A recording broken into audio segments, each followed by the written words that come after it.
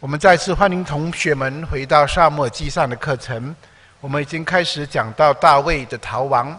那么在上个礼拜我们看到大卫，那么肯定了扫罗会杀他，约拿单也知道这个事实，所以因此约拿单就叫大卫，你赶快逃，因为我的父亲要杀你。那从那一天开始，大卫就开始了逃难的生活。那这个逃难的生活是一个漫长的路程。那么大卫经过了大概整10年之后，他才结束整个逃亡。所以不是我们常常想象中的几章圣经他就逃亡完了啊。那很多的时候在圣经里面，那几章我们读起来好像很轻松，但是在大卫的一生是极其的艰难。我们接着下来要看见的就是他怎么样子的一个地方一个地方来去经历上帝要他经历的，同时也去经历上帝要给他的恩典。所以我们从大卫的逃亡里面，我们来到撒母耳记上的第21章。那这一章的圣经讲到他逃到挪伯的祭司就是这一个亚西米勒那里。那么我们看见在撒母耳记上第21章就记载了他的这一个来到祭司的面前。我们知道他曾经在基比亚，以后他离开了基比亚之后，就是跟约拿单正式分开了之后呢，他就跑到挪伯的祭司，在那里见祭司，求问主，求饼跟刀。那就在开始了他逃亡的生活。所以第一节的上半段我们读，大卫到了挪伯祭司亚西米勒那里，亚西米勒战战兢兢地出来迎接他，问他说，你为什么独自来，没有人跟随呢？那挪伯是便雅悯地祭司居住的小镇，所以在约柜被非利士人抢走之后，会幕就从示罗搬到了挪伯。那么约柜这继续的留在基列耶琳，这是当时候的光景。那么在这里就有2个问题，就是大卫为什么要去找祭司？那么这个祭司为什么战战兢兢的出来迎接大卫？那我们想大卫为什么会去找祭司呢？有什么原因他去找祭司？我想有2个原因。第一个原因，我们在这一章看到的，他似乎在寻找食物，但我想这是其次，这不是最重要的。最重要，他要询问上帝的心意。这一章没有告诉我们他来询问祭司，但是到了下一章，我们就知道他的确是询问祭司。他想要知道上帝怎么样子带领他前面的道路，所有的问题他愿意通过祭司来寻求明白，这是最重要的。然后第2，他才谈到食物的问题。那我们不能够来到上帝的面前来寻求上帝的引导跟寻求上帝的公义，这2件事情来颠倒。如果我们只懂得来寻求上帝的供应，但从来没有寻求上帝的引导的话，那我们就走错了路了。我们记得主耶稣在地上的时候，他讲道，很多人来听他讲道，但是他讲完道了之后呢，天已经晚了，耶稣就用5饼2鱼叫什么？叫5000人吃饱。他们听道在前，他们吃饭在后。那我们是吃饭在前，听道在后，所以我们的次序是颠倒的。所以当他们把道听完了之后，主给他们吃饱了之后，这是主的心意。但主要他们寻求的不是食物，主要他们是寻求的是道。但是人很容易倾向于寻求什么？食物。所以我们就在约翰福音读到隔天，他们又再来了。这次他们来找什么？他们来找耶稣。为什么找耶稣？他们要吃饼得饱。耶稣讲道不讲道不重要，变饼不变饼很重要。所以他们把整个次序就颠倒了。这个颠倒的时候，耶稣怎么对他们说？耶稣很不客气的，耶稣对他们说，你们走吧，如果你们为这食物的话，你们不要来吧。因为人为这什么？他说不要为会坏的事物劳力，要为会存到永生的事物劳力。这永远就是我们的次序。我们寻求上帝的引导，食物是其次。如果你懂得上帝的引导，你知道上帝的心意，食物其实是相随而来的副产品。但是如果你倒过来的话，那是很可怜的。大卫不是这样，大卫其实他是要寻求上帝的引导，当然，同时他因为肚子饿了，所以他寻求食物。那我们在这里读到这个祭司叫做亚西米勒，亚西米勒是以利的儿子。有解经家认为他就是撒母耳记上14章第3节里面出现的那个穿着以弗得的亚西亚祭司。所以如果你翻到撒母耳记上14章第3节，这里记载说，那里有亚西兔的儿子亚西亚穿着以弗得。那这个亚西兔呢，是以迦伯的哥哥非尼哈的儿子以利的孙子。所以我们知道这个亚西亚呢，就是这一章圣经里面的亚西米勒，他是跟着扫罗的祭司，换句话说，他是扫罗的御用的祭司。既然这样，他对政治多少也有点敏感度的。所以当他看到大卫独自前来的时候，他就感觉到有点不对劲，所以因此就战战兢兢的出来迎接他。为什么会战战兢兢的呢？大卫是扫罗的女婿，他又是一个军长，所以有一定的地位，什么跟威严。他没有事前安排告知他要来，所以突然的造访会令他什么担心。更特别的是，祭司对大卫孤身一人突然造访感到害怕，因为作为一个军长，他有随从，但是这一次他没有随从，他单单自己一个人。难道他的军队打败仗了吗？那什么原因他孤身前来呢？这些原因就造成什么？祭司的这一个站进来到迎接这个大卫。我们看第2节，我们读大卫就回答祭司亚西米勒说：王吩咐我一件事，说我差遣你委托你的这件事，不要使人知道，故此我已派定少年人在某处等候我。我们读圣经的人都知道，当大卫讲这句话的时候，其实你知道他讲的不是真话。所以大卫为了解除亚西米勒的疑心，他用了一个借口，说是奉了扫罗王的命令前来，有秘密的任务在身。但是同时他有护卫在某个地方等候。那你看见大卫在这样的情况之下，他其实是在什么？他在撒谎。所以这样算不算是说谎呢？大卫在逃难的情况之下，冲口说出谎言，以掩饰自己当时候的狼狈相。那我想这固然可以理解，因为人性来到这个地步的时候，他因为害怕，他很自然的要找借口。但是同时按当时候的标准，大卫的掩饰会被认为是适度的防卫。那么更说近东地区的人，从过去到现在仍有很大的程度上相信为了救命撒谎不算犯罪。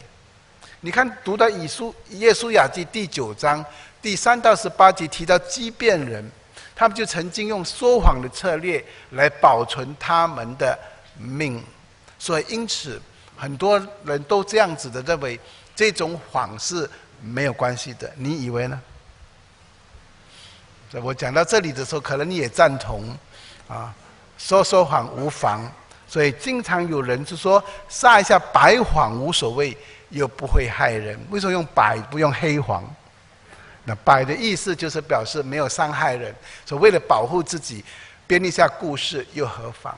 如果你这样子想的话，你的心里面就有一个空间，这个空间是你会说白谎，这个白谎说久了会变灰色，那灰谎之后它会变成黑谎啊，然后就是什么大谎了啊，什么都说了。所以因此你就知道，你要知道的是，这些是白谎也好，黑谎也好，都是什么？都是谎言。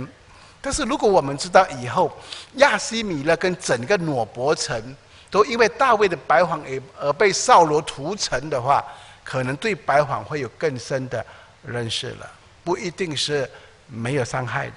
圣经讲得很清楚，撒谎是错的，在神的眼中，撒谎和别的罪一样，会产生好些苦果。我们得承认我们的软弱，我们不能够把我们的谎言变成是义的，是好的，是对的。我们说谎固然不应该，我们只能够承认我们软弱，信心不够，但不能够把它变成是我说谎是对的，是正确的。所以不要轻看罪，或者将罪分成等级，不管我们能否预见后果，都应当拒绝罪。在这件事情上，大卫的确是软弱了，他为了害怕，他为了不敢说实话，所以他就撒了谎。那结果怎么样？第3节我们再读第3、第4。现在你手下有什么？求你给我5个饼，或是别样的食物。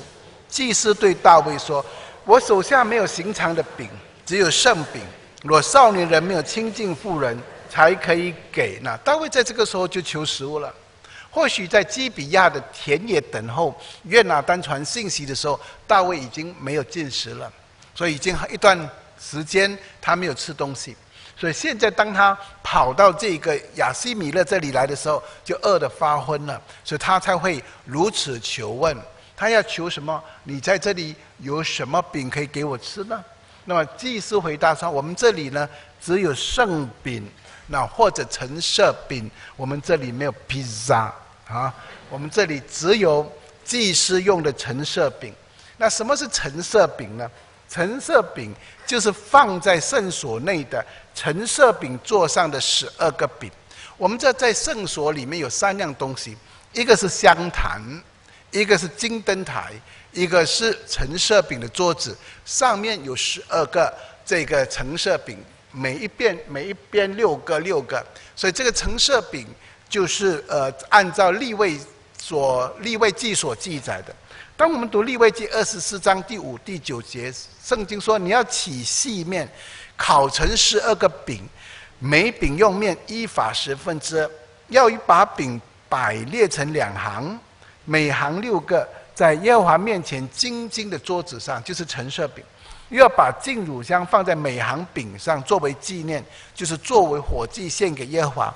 每安息日要常摆在耶和华面前，这为以色列人做永远的约。这饼是要给亚伦和他的子孙的，他们要在圣处吃，为永远的定例，因为在献给耶和华的火祭中是至圣的。所以要讲的就是这12个陈设饼是作为什么？作为献给神，同时也是给祭司吃的。那这12个陈设饼呢，每安息日用新烤的饼更换，所以它的有效期只有6天啊，所以每一个安息日才要换，有吃没吃都要换，换下来了就可以吃了。所以陈设饼就是象征神亲自在人的中间，正如他的慈爱眷顾供居他们肉体的需要一样。上帝是我们的供应。那这个陈设饼在那里，在会所里面也预表耶稣基督是生命的粮，金灯台预表耶稣是世界的光。所以我们看到陈设饼在祭司的祭坛的这个会所里面是有它的功用的。现在大卫来了，他要讨什么？讨吃这个陈设饼。所以大卫就对祭司说：实在也有3天我们没有亲近妇人，我出来的时候虽是寻常行路，少年人的器皿还是洁净的，何况今日不更是洁净吗？大卫这个时候应该是一个青年人。圣经的为什么圣经用少年人？因为圣经的年龄比较长，所以因此少年人在这里提到少年的器皿，指的就是少年的身体。所以在礼仪上是接近的，因为他们在行路的时候没有亲近妇女以之行房，所以祭司就准许他吃圣饼。所以到了第6节，我们读祭司就拿圣饼给他，因为在那里没有别样饼，只有更换新饼，从耶和华面前撤下来的陈设饼，因为在那里没有别样的饼。你可以看见当时候的世界的物质不是像我们今天这样的丰富的。今天我们没有饼，我们还有块熟面啊；我们没有块熟面，我们还有其他的各种各样的食物。你把冰箱一打开的时候，满满的都是什么？都是食物。但是我们还是说没有东西吃，对吗？啊，满满的都是食物，但是很多的时候过了一段时间，这个也过期，那个也过期，这个也没有吃，那个没有吃，就全部丢了。所以这个是一个物质很丰富的世界，但是当时候的世界不是这样。当时候的人，一个人如果正常吃2餐的话，很不错了；如果他吃3餐的话，是大富人家了。所以我们这次吃5、6餐的都是富豪啊，相对于当时候来说。所以当时候祭司也没有东西给他吃，就剩下这个陈设的饼。那如果你到普通人家去，可能更缺乏。所以亚西米勒就把撤下来的饼交给大卫吃。问题来了，大卫不是祭司啊，他可以吃吗？所以这是一个问题。所以根据利未记的规定，更换下来的饼只有祭司才可以吃，并且只能在圣处吃。所以问题是，按照律法，大卫不能吃陈设饼，对吗？一，他不是祭司，他怎么能够吃陈设饼？二，他也不在会所吃，他拿了可能就离开了。所以到底他可以吃吗？如果他不可以吃，那祭司又为什么要给他呢？如果他不可以吃的话，大卫又凭什么吃呢？大卫没有说对不起，我不是祭司，我不能吃。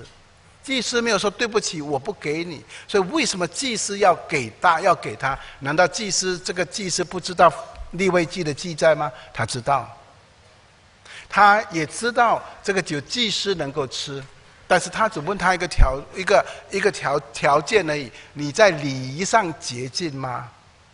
大卫说：“我在礼仪上已经洁净了。”祭司没有再问他你是不是祭司，因为祭司知道他不是。所以祭司为什么要给大卫吃？你从这里看见亚西米勒看大卫的需要，以生命重于宗教的礼仪，所以将圣饼给他吃。这是很大的什么突破？这也是很大的明白了律法的精神。所以他这件事证明了爱人是更高的什么律法？律法的总归是什么？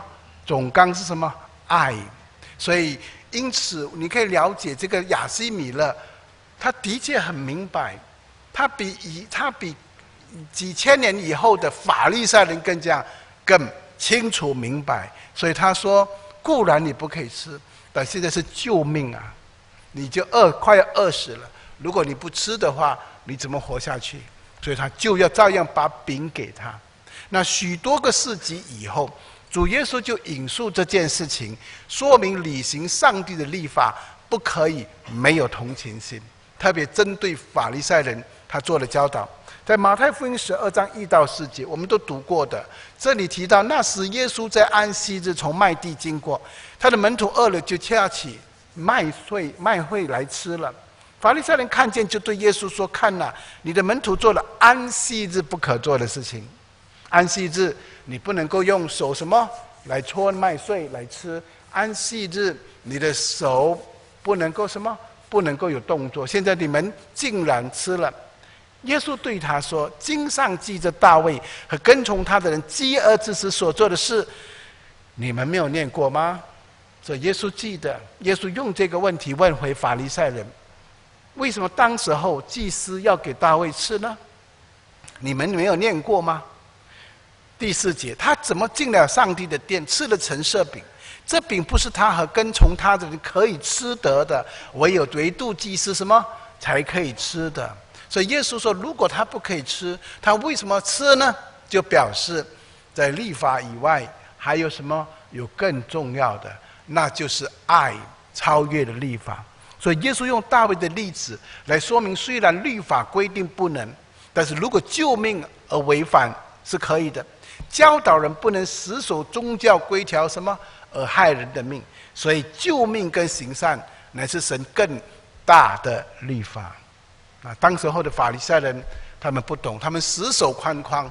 耶稣说，你要明白，上帝给我们的律法固然重要，但是当律法跟救命来到做选择的时候，我们仍然要救命，因为你的救命就是遵行什么最大的律法。所以这件事情耶稣就教导了，让我们再一次明白，我们今天很多的时候，我们所有的律法的精神应该是什么？应该是爱，而不能够用律法的精神却把爱怎样给抹杀了。所以我们看到大卫就吃了这个饼。第7节，当日有扫罗的一个臣子留在耶和华面前，他名叫多益，是以东人，做扫罗的司牧长。那这个人圣经特别提到，这个人在会幕出现，那他的名字叫多益，你一定要记得他的名字。他的名字跟他一生所做的是相违背的啊。他名叫多益，反过来也是益多啊，所以名字很好。但是以后你会看到这个人是一个很坏的人。多益是一个以东人，可能是扫罗跟以东作战时候带回来的人质或奴隶之一。那他为什么会出现在会幕？多益是个外人，他归信希伯来人的信仰，因此他正在会幕还愿。他许愿跟还愿的详情不知，他也有可能是扫罗放在这个会幕里面的一个线人，那我们不清楚。那大卫料想不到的就是，他来到会幕，竟然会看到扫罗的人，他名叫多益，这个多益却是扫罗的什么司牧长？司牧长是什么呢？根据祭司是译本的记载，他是为扫罗看顾驴子的牧人，也就是照顾什么皇帝的这一个交通的。所以他是一个在皇宫里面是有位分的。那圣经在这里就开始提到多益，以后我们来到22章的时候，会看到这个人就屠杀了挪伯祭司的事件，埋下了什么伏笔。所以当大卫一看到了多益的时候，他就作为一个逃亡者，他意识到任何发现他的人都可能会对他造成什么威胁。他一看到多益，他才想到他身边什么没有武器，所以他是怎么样子的匆忙的离开了基比亚，以致都没时间带上任何武器，能够在受攻击的时候保护自己。所以大卫在这个时候就问亚西米勒说：“你手下有枪有刀没有？”第8节，因为王的四圣级，连刀剑器械我都没有带。大卫用借口说，因为任务迫切，连刀剑器械都没有带，要求亚西米勒给他提供武器。第9节上半段，祭司说：“你在以拉古撒非利士人歌利亚的那刀在这里，裹在布中，放在以弗得的后边，你要就可以拿去，除此以外再没有别的了。”原来在以弗得就是祭司的衣服的后边，在这个会幕里面，那把刀还在。当年他杀了非利士人歌利亚，我们记得他用歌利亚的刀把歌利亚的头怎样给砍下来，所以他是一个战士，他就拥有了刀跟盔甲的什么的这个拥有权，成为他私人的财产。可能他先前曾经亲自把这刀带到会幕，作为对上帝的感恩奉献，就把这个刀留在那里。所以事隔很多年之后，大卫很清楚，会幕并不是金械库，但是或许想到那刀可能还在那里，所以他就试探性的询问祭司有没有什么他可以借用的武器。所以当时候这个祭司就告诉他那把刀还在，所以大卫就说：“这刀没有可比的，求你给我。”所以因此就从这个亚西米勒那里呢，把这个刀拿过来。那我们看到他把这个刀拿过来，那我们也知道多益把这些事情都看在什么？看在眼里。大卫得到这把刀，他感到很高兴。所以为什么？那是不是因为他有了这把刀？因为这把刀有军事的价值？那其实不是。更重要的是，他会不断的提醒大卫耶和华的保护跟指引。因为他看到这把刀，他就想起当年他怎么打胜仗的，上帝怎么帮助他。而这个时候的大卫，他很需要什么这样的鼓励，所以因此他就拿了这个刀就离开了。那一天大卫起来躲避了扫罗，逃到加特王雅季那里。他知道多益在那个地方，或许他很快有人会告诉他，他会在挪伯，所以他就得什么尽快逃亡。所以他拿了刀逃到哪里去？逃到加特王那里去。他从挪伯就跑到加特，那加特是非利士人的城市。那么他在那个地方，我们知道他做一件事情，他装疯。那么我们看到的就是这个加特是在这个是非拉的山地跟非利士的平原的中间。以拉谷就是他曾经跟歌利亚打战的这个场所。这是犹大山地，这个是耶路撒冷，所以你可以大概知道加特这个城市是比较靠近这个平原的。好，加特并不远，可能离开挪伯不到30英里。扫罗绝不会想到大卫会逃到加特，因为那是敌人的什么地方？那我们就问了，为什么大卫选择逃到加特？大卫杀死的歌利亚就是什么？加特人。加特是非利士5个城之一。如果他逃到那里，这不是自投罗网、送羊入虎口吗？为什么他选择加特？如果是你，你杀了加特人，你还会去加特吗？你还敢去加特吗？为什么他去？所以他去是他整个目的就是要逃避什么？躲避扫罗。我想第一，作为一个逃亡者，大卫在以色列找不到其他的帮助，因为所有的以色列都可能有扫罗的线人。第二，我想他用了一个反向的心理，最危险的地方就是什么？最安全的地方。所以这个反向的心理使他选择什么？我去加特。你越想不到我在加特，我偏偏越去加特。加特是很危险的，但我还是去加特。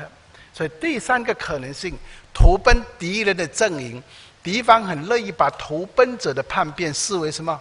自己的胜利，而大肆宣扬。你是以色列国的英雄啊！你来到我们加特投奔我们，是我们什么？我们的荣耀。所以以前在中国大陆还没有开放的时候，谁把中国大陆的飞机开到台湾去的时候，他就发财了啊！他一飞到台湾的时候，台湾就怎样欢迎他，英雄式的，而且给他什么？给他很多很多的奖金。那这都是在战争时期的那一种的很自然的，你投奔你的敌人，你的敌人欢迎你，因为你已经是那个国家的背叛者。而历史显示了很多这样的实例，上帝的儿女被本国的百姓逼迫，却受到了那些被认为是仇敌之人的极大帮助。我们在圣经里面读到耶利米，他说预言西底家，却把他怎样关起来。但是以后他们被掳到巴比伦，巴比伦的征服者却什么？对他非常的仁慈善待他。你看他自己人对付他，敌人善待他，常常是这样的。所以现在有不少人寻求庇护也是这样，他们都跑到他国的领事馆或领土，只要离开自己的国家，就可能不会被抓回去。所以新加坡也有一个跑去美国寻求政治庇护啊。所以这个自由的世界竟然还发生这样的事情，那美国也很有趣的，就把它收留了啊。所以这些都说明什么？说明这个世界这样的情况情绪是存在的。那你要去吗？你要去求政治庇护吗？所以当时候大卫就用逃，他是一个受害者，他就逃到那里去做这个去躲在那里。11节我们读，亚基的臣仆对亚吉说：“这不是以色列国王大卫吗？那里的妇女跳舞唱和，不是指着他说扫罗杀死千千，大卫杀死万万吗？”虽然通信不是很发达啊，但是还是传开了啊。所以什么传开了呢？就是扫罗杀死千千，大卫杀死万万这句话。所以如果在现在，那更快。当时候可能就是通过这一些人的来往，就慢慢的传，把这句话也传开了。所以，但是在加特呢，大卫就碰到了这个问题了，他的名声太大了，以致亚基的臣仆对大卫什么起了疑心。所以大卫打败歌利亚的事迹已经家喻户晓，声名远播。大卫是当时候的英雄名人，亚基的臣仆认出大卫是不足为奇的。以前固然没有照片，但是可能通过一些的画像，他们可能开始知道这个人是大卫。所以非利士人会不会想为歌利亚报仇呢？当然很有可能。他们的荣耀给这个大卫给羞辱了，会不会借机会杀了这个每次都打败非利士人的以色列的战士长呢？很有可能，因为他们是什么？这个是他们的强敌。那么为什么？但是在这里他特别提到大卫是国王呢？就显然的表示他们对大卫的正确身份仍然知道的不多，所以他们猜测这个人或许是大卫。但是大卫将这话放在心里，甚惧怕加特王亚吉。大卫心中害怕无比，他害怕燕氏的身份会被怎样拆穿。未来本来希望加特王亚基可以为他成为他的护身符，没想到这下子有可能什么自行入瓮啊，自己跑进来了。如果亚基进来是他们要活捉他的话，那怎么办呢？怎么办？大卫就急中生智，他就假装疯癫了。所以历史上很多人用这招逃生啊，所以下次你要逃试试看啊。不过你演技一定要好，演疯子要像疯子啊。大卫是可以有演戏细胞的，所以他演疯子了。所以13节我们读，就在众人面前改变了寻常的举动，在他们手下假装疯癫，在城门的门伞上胡写乱画，使唾沫留在胡子上面。他把自己变成一个疯子。大卫为什么知道疯子是这样子的？这个疯子的形容几千年后还是一样，对吗？没有什么改变。所以可见疯子的特性什么？一直以来都相当稳定的啊，都是这样子的，疯疯癫癫的，假装疯癫的，然后胡乱画，然后满口胡须都是唾沫的啊。那么在古代的晋东的惯例呢，他们在某种程度上把疯子视为邪恶的不祥之兆，所以不使疯子受到伤害，以免激怒神明。所以当时候大卫选择了这个方法。那但是大家有没有想过，大卫为什么这个时候要装疯作癫呢？有另外一个可能性，想想看是不是这样？有另外一个可能性，假如大卫在最危难的时候会想到亚吉，他想到逃到加特，或许他们之间可能关系不错。也就是说，亚吉的王可能认识大卫，因为大卫是一个什么？是一个打战的人，他跟亚吉可能有好的关系，所以他危急的时候会想到这个去到亚吉。但是，假如亚吉的臣仆怂恿亚吉杀大卫的话，亚吉可能也很为难，而不得不杀他。现在暴露出来了，所以人家说你一定要把这个大卫给杀了的时候，那么怎么办呢？所以大卫可能就在这个时候装疯，让亚吉也有下台阶的一个机会，就借机把大卫赶走，免他的臣仆要把他杀了。这个可能性是存在的。但无论如何，他就装疯作癫。那就在这个时候，亚吉就回答了。14、15节我们一起做。亚吉对臣子仆说：“你们看，这人是疯子，为什么带他到我这里来呢？我岂缺少疯子？你们带了这人来，在我面前疯癫吗？这人岂可进我的家？”这个亚吉讲了一句很有趣的话：“我岂缺少疯子？”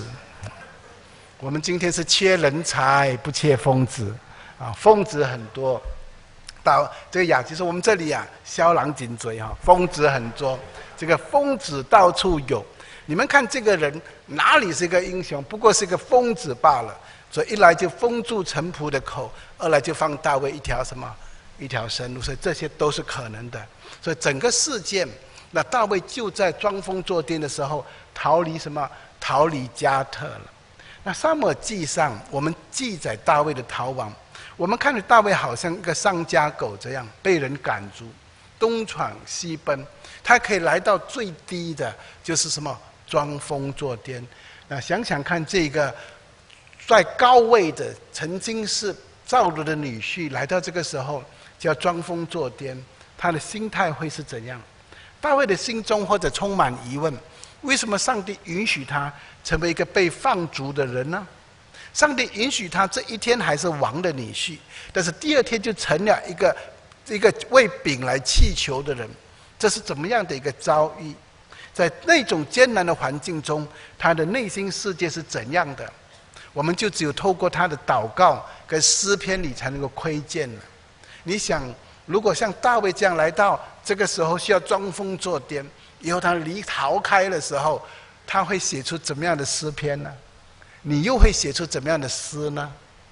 如果你来写，那可能满腹诗歌都是悲歌，都是哀歌，都是痛苦的歌，都是埋怨的歌。但是看看大卫是不是这样？他写了一篇的诗篇，就在他离开了这个加特之后，就是诗篇34篇。大卫在非利士的面前装疯的时候写的。在诗篇34篇的标题中，雅吉就被称为亚比米勒。亚吉是非利士语的名字，而亚比米勒是闪族的名字。好，我们看第1节，诗篇34篇第1节，大卫在亚比米勒面前装疯，被他赶出去，就做这事：我要时时称颂耶和华，赞美他的话必常在我口中，我的心必因耶和华夸耀，谦卑人听见就要喜乐。我们再读第3、第4，你们和我当称耶和华为大，一同高举他的名。我曾寻求耶和华，他就应允我，救我脱离了一切的恐惧。有没有悲伤？没有。他什么？他称赞神，他感谢上帝，他感谢神救他脱离一切的恐惧。第5、第6，凡仰望他的便有光荣，他们的脸必不蒙羞。我这困苦人呼求，耶和华便垂听，救我脱离一切的患难。耶和华的使者在敬畏他的人视为安宁，他救他们。你们要尝尝主恩的滋味，便知道他是美善，投靠他的人变为有福。那这样美好的句子，耶和华的使者在敬畏他的人视为安宁，他救他们。我们常常在祷告的时候用的，我们常常在这个危难的时候读的时候得到安慰的。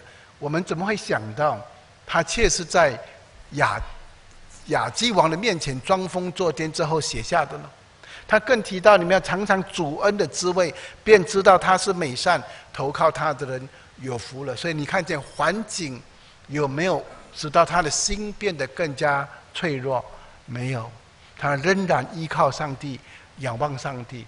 第9节，耶和华的圣名啊，你们当敬畏他，因为敬畏他的一无所缺。少壮狮子还切食人了，但寻求耶和华的，什么好处都不缺。我们应该要从大卫的身上学习，大卫对上帝的信靠。他说少壮的狮子还切食人了，少壮狮子很会找食物的，但是还切食人了，但寻求耶和华的，什么的好处都不缺。来说明今天我们可能觉得我们自己很有本事，很能干，好像一个少壮狮子，但我们可能有时候还会怎样？还会缺乏。如果你靠自己还会缺乏，但你信靠上帝的，什么好处都不缺。第11、12，我们读：众弟子啊，你们当来听我的话，我要将敬畏耶和华的道教训你们。有何人喜好存活，爱慕长寿，得享美福？就要禁止舌头不出恶言，嘴唇不说诡诈的话，要离恶行善，行求和睦，一心追赶。耶和华的眼目看顾义人，他的耳朵听他们的呼求。耶和华向行恶的人变脸，要从世界上除灭他们的名号。义人呼求，耶和华听见，便救他们脱离一切患难。耶和华靠近伤心的人，拯救灵性痛悔的人。义人多有苦难，但耶和华救他脱离这一切，又保全他一生的骨头，连一根也不折断。恶人必害死恶人，恨恶义人的必被定罪。耶和华救赎他仆人的灵魂，凡投靠他的必不致定罪。诗篇34篇，那是一篇充满了盼望，充满了对上帝的信靠，以致知道上帝是那美善的上帝。所以在怎么样的环境当中，我们都能够靠主得胜。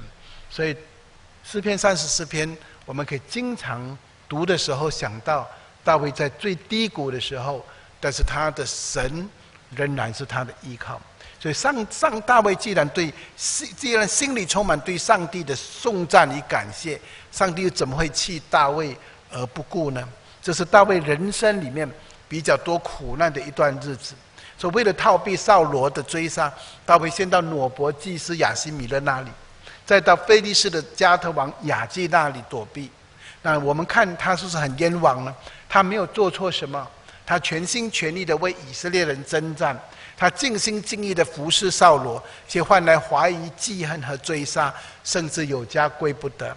世界上感到自己很委屈、很冤枉的人到处都是，但是能够像大卫在感到委屈跟冤枉时仰望上帝的人就不多了。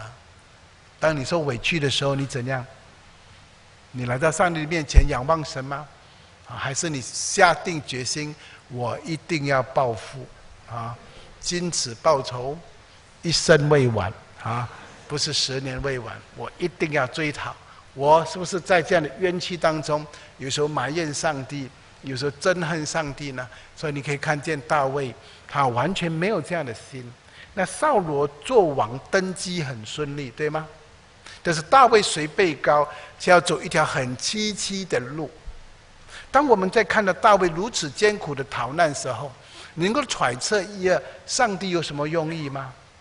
上帝吃饱很空闲，所以拿大卫来玩，是吗？这段经历对大卫而言是好还是坏呢？所以因此在我们的人生中，有时候也会碰到一些的艰难。现在你回头看的时候，那些经历对你后来的人生是加分或是减分，是帮助或是阻碍呢？你要知道，很多的时候你回忆的当中最令你难忘的，通常都是那些比较艰难的回忆，而会过后会你感觉到有点自豪的，也是你度过那些艰难的，对不对？对吧？所以弟兄都知道，你想起很多当时候当兵的凄惨日子，但是你每次现在回想，我竟然能够走过。人生还有很多困难的时候，我们所遇到的，让我们常常回想的，都是那些日子。表示什么？其实神借着这些挫折来磨练我们，来陶造我们。扫罗坐在王位上面，却因为没有上帝的同在，而怎样疑神疑鬼。大卫虽在逃亡中，但因为有神的同在，在苦境中也可领略到什么？上帝的恩典。所以你可以看到，不是你在哪里的问题，是上帝有没有跟你同在的。所以当大卫离开了加特之后，他逃离了加特之后，我们就进入了22章，我们就打开看看22章。等一下，我开22章。我们就打开圣经看一看22章。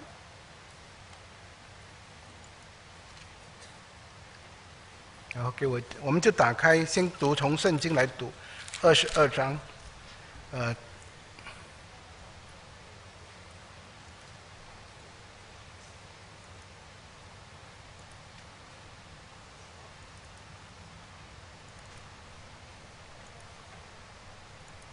那这一章的圣经我们要读到的，我们要读到一段关于残杀祭司的。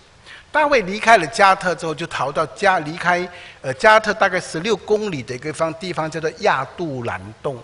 所以撒母耳记上22章，我们读第1节，大卫就离开那里，逃到亚杜兰洞。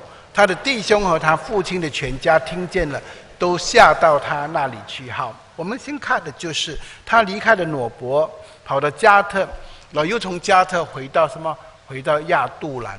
那么在来到亚杜兰了之后呢，他就这个亚杜兰离开伯利恒不是很远，就是他从小长大的地方，他很熟悉的。在那个地方的时候，他的父亲来投靠他，以后他就把他的父亲带到什么？带到这个摩亚地去，同时有400个人来跟从他。这是我们在这一章要读到的。亚杜兰在哪里？是介于加特和伯利恒的中间。那么亚杜兰的地区呢，有很多的石灰岩洞，洞穴彼此可以互通，可以容人居住的。而亚杜兰洞最为有名，是因为大卫躲避扫罗的时候，曾经在这里住过啊。那么大卫再也没有办法依靠任何人，所以这个时候有些时候神会把我们逼到一个地步，让我们只能够依靠他。但是很奇妙的是，当大卫开始依靠神的时候，他就成为别人的依靠啊。当我们什么都没有的时候，只能够依靠神的时候，神就彰显了他的荣耀，让我们可以成为他人的帮助。好，第2节我们读：凡受窘迫的、欠债的、心里苦恼的，都聚集到大卫那里，大卫就做他们的头目，跟随他的约有400人。那这一章的经文就记述了一个小人物的崛起，那就是大卫。和一个大人物的自掘坟墓。那个是什么？那个是扫罗。从表面上来看，大卫好像是落魄，但是跟随他的人从各地而来。大卫从一个逃犯变成了一个什么小头目？那扫罗政府的失败，就是人民受到压迫。你看见第2节，很多人受到压迫，很多官员多贪来，所以百姓的生活很艰难。圣经说，就有400人来投奔大卫，400个人，所以大卫就开始壮大。他就吸引那些同样受逼迫的人来跟从他，那些本身漂流无定之人，只好协助大卫做王，才有好的前途。所以大卫这个时候，他就好像梁山伯的英雄了。所以那些受迫害的人就逃到他那里来，他要做什么？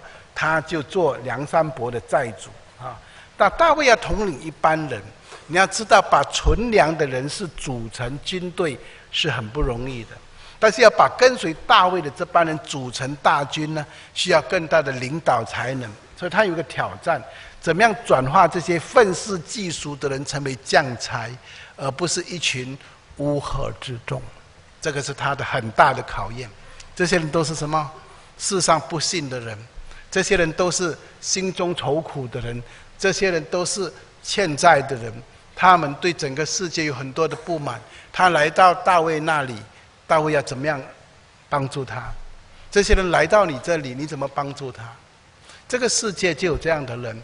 不过我们看见这个世界这样的人，他们找错领袖，所以全部变成恐怖分子。恐怖分子就是这样来的。这些人愤世嫉俗来到大卫的面前，大卫一样的，大卫可以跟他们一样的，我们都是受害者。这些人都是享受好生活的，我们就制造恐怖，制造破坏。但你看见圣经里面的大卫不是这样，他没有要他们做恐怖分子，他要重新改变他们。所以大卫最终他能够显出，他能够加以激励别人，既有谋略也有才能。这一批人后来就形成大卫军队领导的核心，其中产生好几位的什么大能的勇士。我们从历代志上11到12章记载，一共有3批人投奔大卫。第一批就是这400人，第二批就是历代志上12章记载的加门以大卫的迦得、便雅悯和犹大支派的人。第3批就是在希伯伦立大卫做王，做以色列的王的其余的战士。所以这些人来投奔大卫，所以你就看见大卫抓住一个天机，把他们训练成什么？一个军队。今天我们也是这样，许多的时候，有些人他们在世界上遇到艰难困苦，来到你这边的时候，寻求你的帮助的时候，你要把他变成什么样的人？我告诉你，你照样可以把他变成恐怖分子，但是你也可以把他变成什么？一个正面的，好像勇士的。所以这是责任在你的身上。求主帮助我们，让我们遇见这样的人的时候，把他们带离开这种愤世嫉俗，让他们知道怎样子的把他们才能来贡献在这个世界上。所以大卫就开始了这样的工作。那我们就暂停在这个地方，我们等一下再回来。